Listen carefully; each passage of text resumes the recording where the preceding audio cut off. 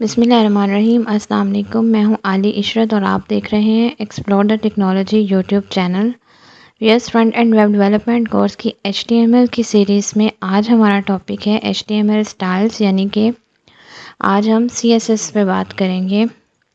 आज हम बात करेंगे कि CSS क्या है, CSS का इस्तेमाल क्या होता है और CSS की जो 3 टाइप्स हैं, इंटरनल CSS, इनलाइन CSS और एक्सटर्नल CSS, इनका क्या यूज़ है और ये हमारे वेब पेज में किस तरह से यूज़ होते हैं। पहले हम बात करेंगे कि CSS क्या होता है।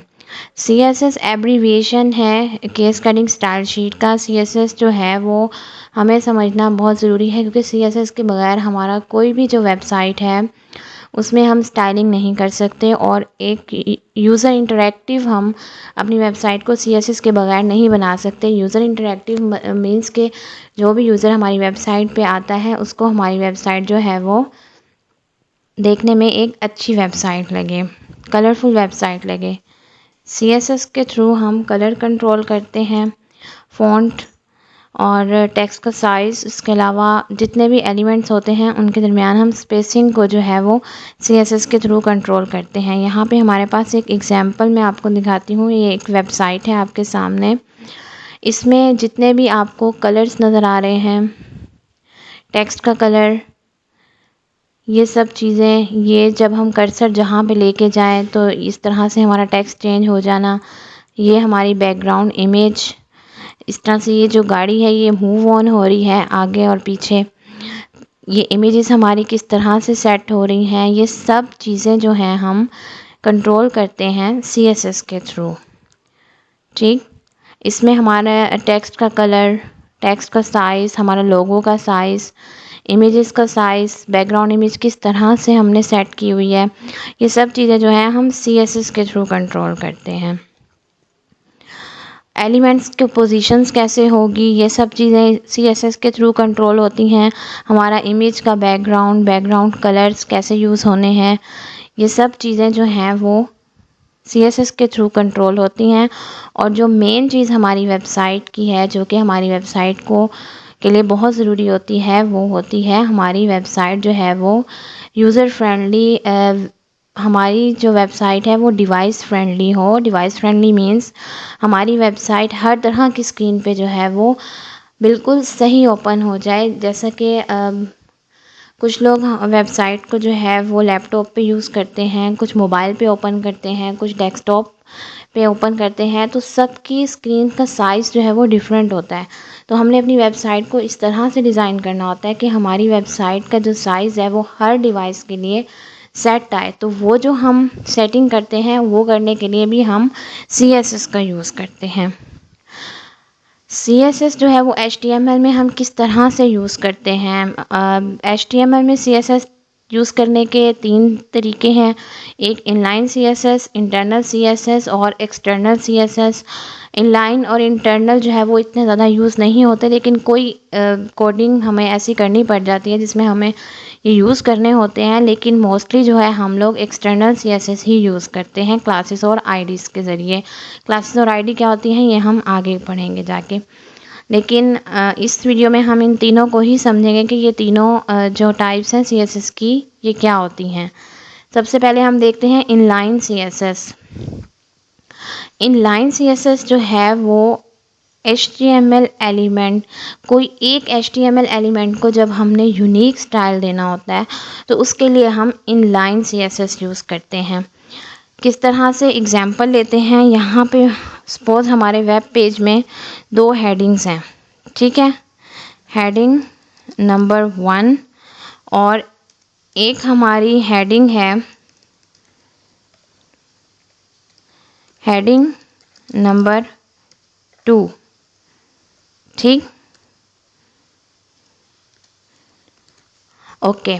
अब ये हमारे 2 टैग्स हैं, 2 एलिमेंट्स हैं, एक हेडिंग नंबर 1, हेडिंग नंबर 2। ठीक है, मैं यहाँ पे इसको रिफ़्रेश करती हूँ। अब मैं चाहती हूँ कि मेरी ये वाला जो टेक्स्ट है हेडिंग, इस हेडिंग का जो कलर है वो चेंज हो जाए।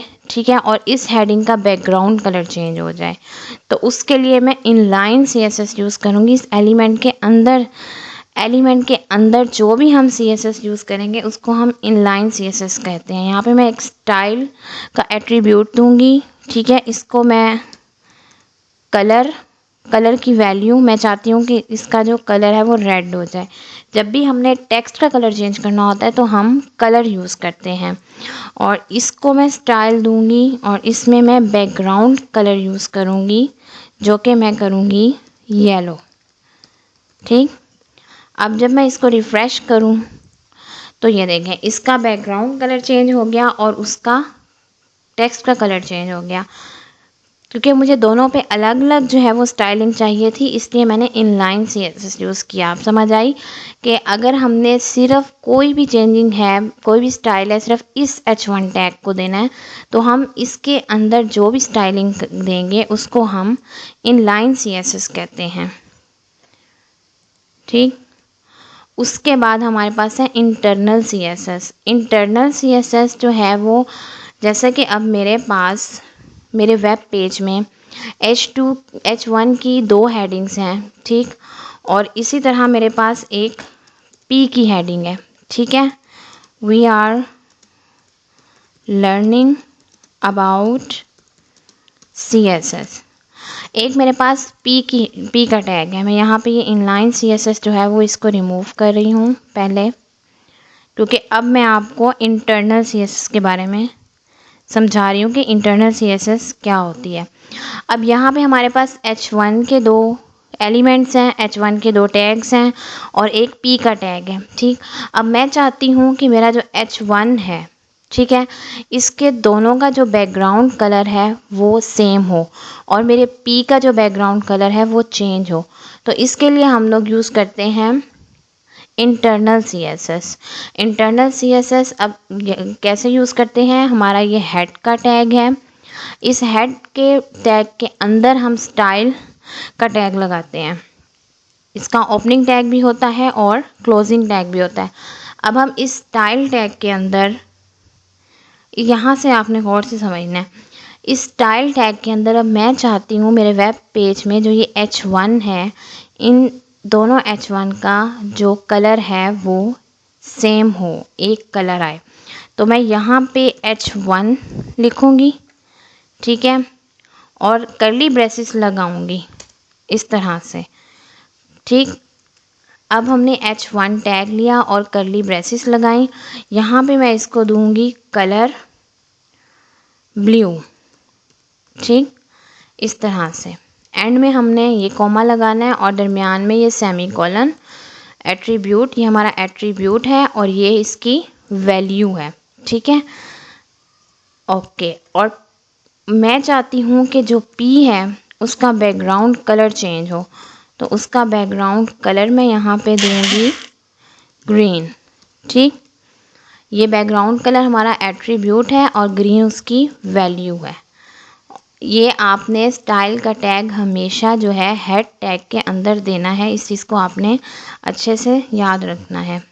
अब जब मैं इसको रिफ़्रेश करूँगी तो मेरी जो दोनों हेडिंग्स हैं वो ब्लू आ गई और जो मेरा बैकग्राउंड कलर है P टैग का वो ग्रीन आ गया।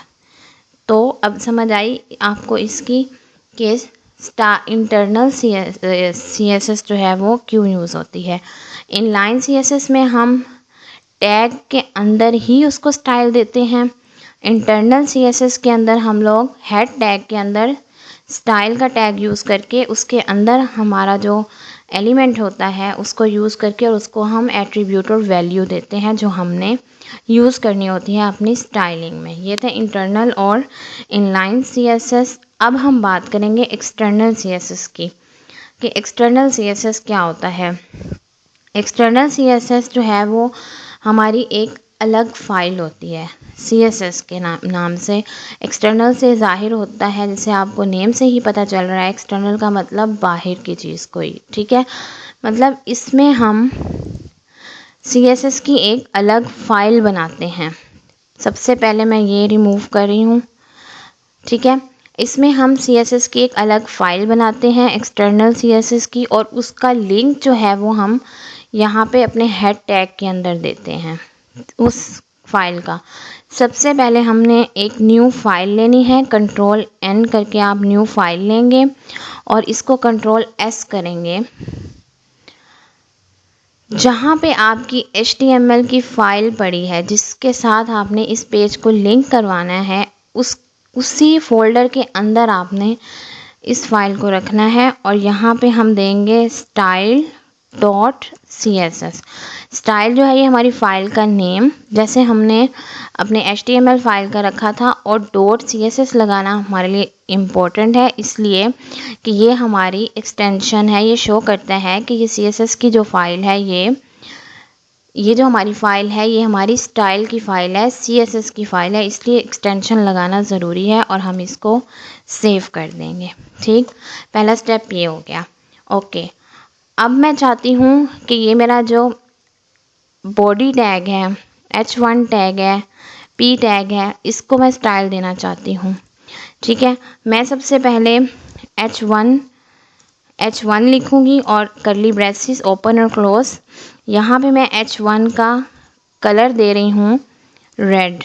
ठीक, और मैं चाहती हूँ P का जो बैकग्राउंड कलर है वो मैं चेंज करना चाहती हूँ, वो मैं करना चाह रही हूँ रेड।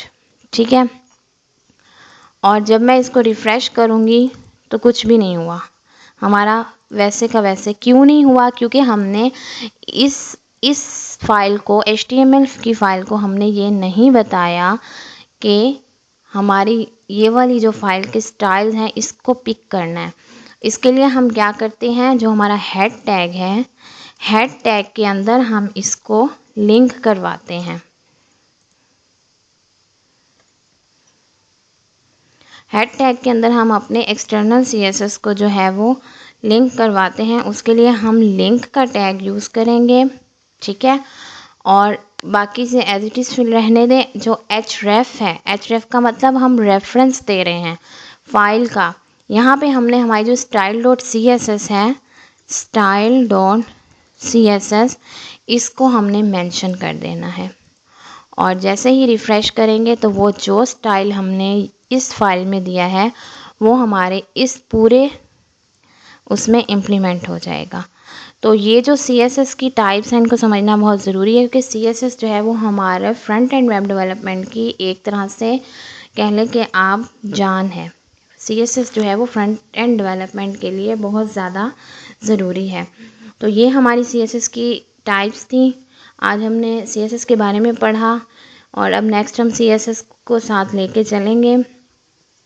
आपसे रिक्वेस्ट है कि अगर आप फ्रंट एंड वेब डेवलपमेंट को सीखना चाहते हैं बिल्कुल बेसिक से लेके एडवांस तक, तो एक्सप्लोरर टेक्नोलॉजी को सब्सक्राइब करें और बेल आइकन को ज़रूर प्रेस करें ताकि तमाम आने वाली वीडियोस आपको बर वक्त मिल सकें।